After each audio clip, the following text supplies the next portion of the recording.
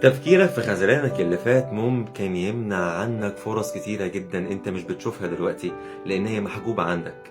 وسبب الحجب ده بيكمن في كمية التراكمات السلبية اللي حصلتها من الشخص اللي اذاك، خلتك انت بعد ما هو راح وبعد ما القصة انتهت ممكن يكون هو عايش بسلام ومبسوط وتخطى الموضوع، وتكون انت اللي عايش في سجن. انت كنت حاطط دروع بتحميك من الخذلان الناس اللي حواليك، بس مع الوقت هتكتشف ان الدروع دي بقت سجن انت مسجون فيه.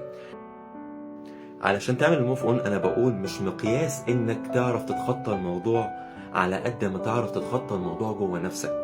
يعني ايه في لو انت سايب الشخص ده بقالك سنة وكل واحد راح لحاله، بس هو لسه عايش جواك، لسه موجود، لسه هو حاجز بيمنع عنك تشوف حد تاني.